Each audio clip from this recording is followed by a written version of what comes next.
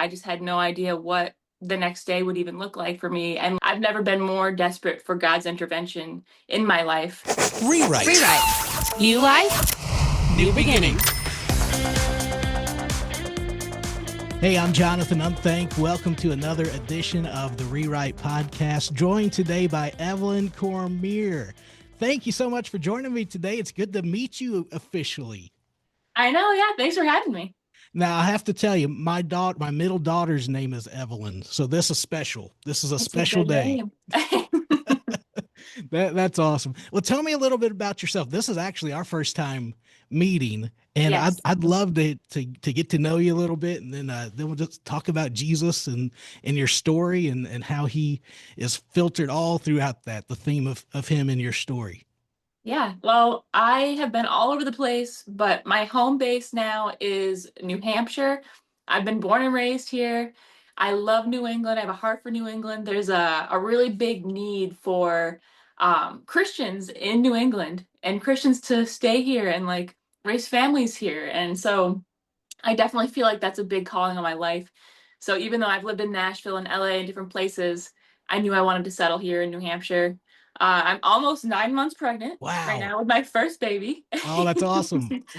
And then my husband and I are fixing up an old farmhouse on 30 acres of land. So it's a blast right now. Like I'm definitely in a season of God's abundance and blessings and his restoration truly in my life. And that's just a little bit about where I'm at now. I'm signed to BEC Recordings, and they're an awesome label, and so it's been great to figure out, okay, I'm planning on staying based here. I don't want to be all over the place. I'll travel, I'll do whatever, but this is where I want to be, and it's been amazing to just make music about Jesus and make music that I'm really excited about, and then also being able to live out the calling that I feel that God's put before me. That's awesome. So growing up, you've always lived in New England, from the Oh yeah. very beginning. Yeah. Cool. So what was your childhood like? I mean, with music, was it something that you grew into, or was it like, out of the womb, it's like you're singing a song? Yeah, I mean, definitely out of the womb, I had a very immediate fascination with music, specifically the violin. And so my parents, they wanted to be supportive and kind of like lean into that. And so I ended up playing violin for almost 7 years of my life. I could not play a lick of anything for you right now if you handed me a violin. Um, but by the time I was 10, I knew I wanted to be a singer. And so my parents have always been very supportive as far as, lean into what the Lord's calling you to, and they've come alongside me so much. But it's just been it's so interesting to see because I did grow up in church. So I grew up with parents who were, we were listening to church music, but my parents also were very young when I was born. And so we were listening to stuff like, my dad was 21 when I was born. So whatever he was listening to, whatever they were growing up on in the 80s and 90s, like I was raised on all that stuff. So I feel like there's a Yes. culmination of music that I've been raised Yes. on. Okay, so help me out here. So 80s, 90s, I mean, that's my vibe too. So what's your go-to? Cranberries, Crowded House, The Cure, Dinosaur Jr., sometimes some Stevie Nicks. It's just kind of mixing. I feel like there's just a lot. Like I can't pinpoint one particular genre of music. I've just really enjoyed um a lot of like I love 90s acoustic-y stuff. Like, a girl, a vocalist and a guitar, um, like Lisa Loeb or that kind of stuff. It's just that's my vibe. I feel like, and I've even stayed kind of in that lane where I very much enjoy being a vocalist and a guitar, even to this day. So have you gone to YouTube or anything and like just search for like MTV Unplugged? Oh yeah, Oh yeah. that's what I try to channel every time I Come have a on. show or a concert. Like I'm like, how can we make this more MTV unplugged? Yeah. Oh man, you're bringing me back now. That was my teenage years. Oh yeah. I mean, so you're a kid of the '90s. Grew up. Early 2000s, and then launched into just following music and what the Lord prepared for you to do. Then comes an opportunity for American Idol and other things like that. How did that all come about? Yeah, I have never been somebody that has wanted to be on American Idol or do anything like that. I think people might be surprised. I think a lot of artists are actually pretty introverted, and I am very introverted. I very much enjoy being alone, not being on stage, not having the spotlight on me. But God has kind of brought me into a position where this is something that I am doing a lot. And it's definitely pushes me out of my comfort zone. But when people would tell me you need to be on American Idol or you should audition for The Voice or something like that, I'd be like, you know what? That's not for me. And if God wants me on those shows, then, he'll come to my door. The show will come to my door. And they're like, well, that's not how American Idol works. And I said, guess that means I'm not gonna be on American Idol. And so one day I was sitting on my couch watching a TV show or whatever, and I got a message on Instagram from a casting producer from American Idol asking me to do a private audition in New York City. And I knew immediately that I'm like, okay, they came to me. I've told everybody if they come to me that I got to do it. But so I did, and that's what got the ball rolling. And that was just a crazy experience in all the good ways and all the bad, just everything. It was just a crazy experience for sure. So you had that in your mind, like, okay, they got to reach out to me before I take the next step. Now, was this just it was just a random message, or was Yep. it some? Wow, Random message, somebody I've never met before. They still do like the cattle call auditions sure. and stuff, but they also have social media people who are like searching and scouting the internet and Instagram and stuff for people who sing. And so that's what happened. So, That's amazing. You can see God's handiwork all throughout yeah. that.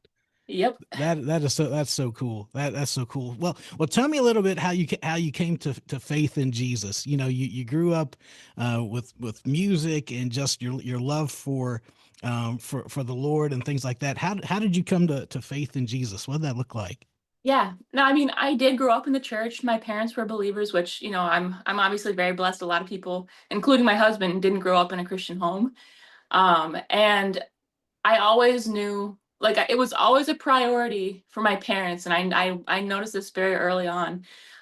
Their priority, it wasn't for us to become doctors and astronauts or whatever. Like, they were very concerned with our relationship with Christ and where we stand and are we following God's will in our lives and whatever that looked like for our careers. They weren't concerned about our higher education as much as they were concerned about, our hearts and where we lie with God.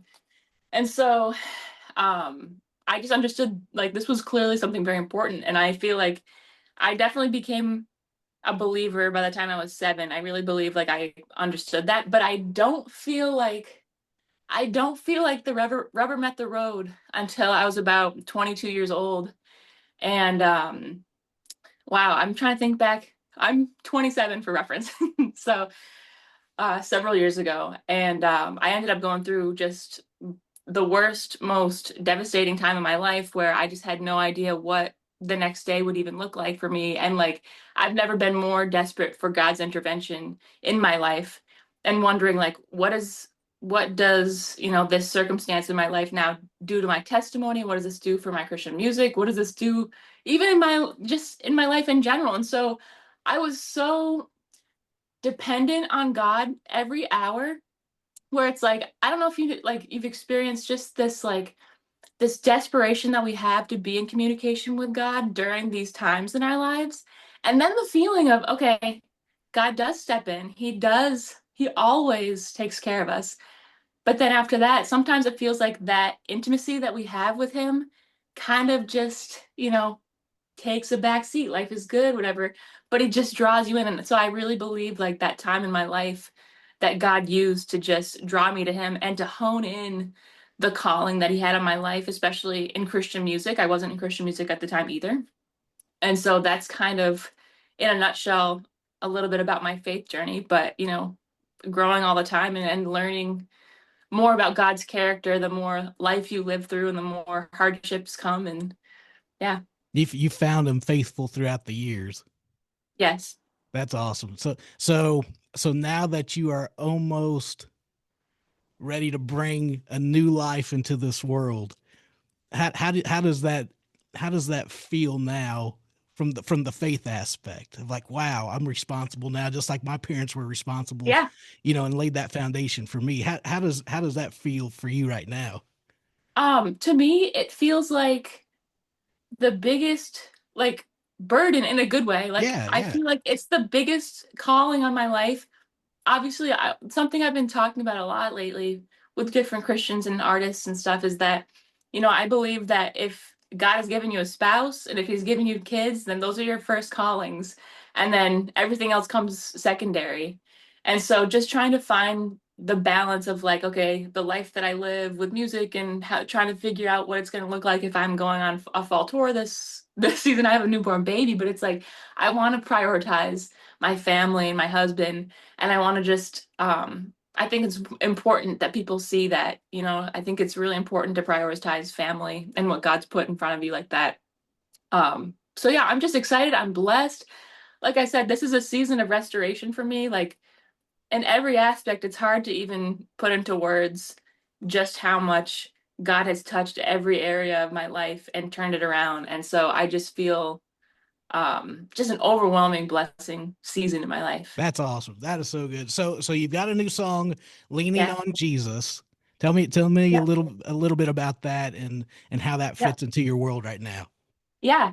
So when I wrote Leaning on Jesus, it was pretty fresh off the coattails. So basically one of the most difficult times in my life, I ended up, which I never expected, like it was just a crazy time.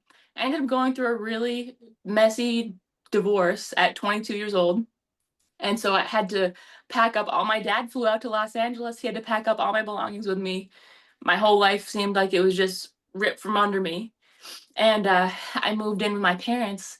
And I just remember feeling like, during that time, so just broken, so broken. And like, I felt like I had an emotional breakdown, and my father had to step in and really take over a lot of things for me and help me with a lot of things.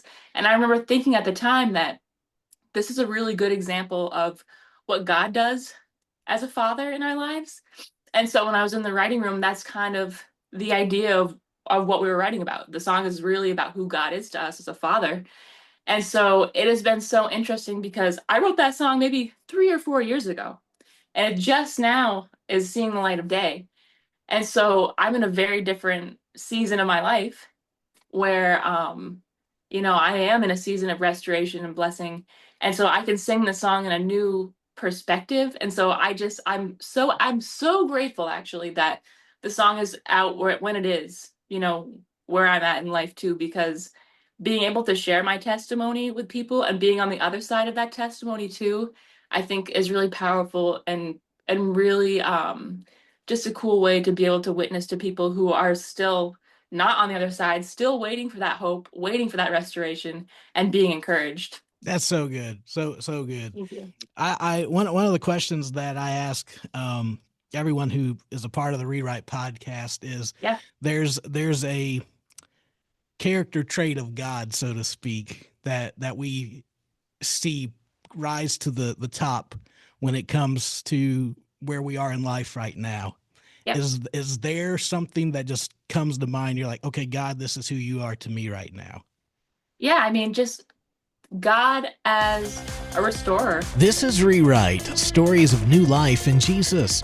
I'm Jonathan Unthank. If you'd like to join a community of listeners who enjoy hearing the life stories of Christian music artists and influencers, then join the Rewrite text group by texting the word Rewrite. That's REWRITE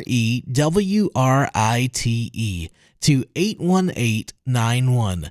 But more importantly, if you'd like to dig deeper into your own relationship with Jesus, you can begin that journey today by texting his name, Jesus, to 81891. God bless you. Join me next time for another episode of Rewrite.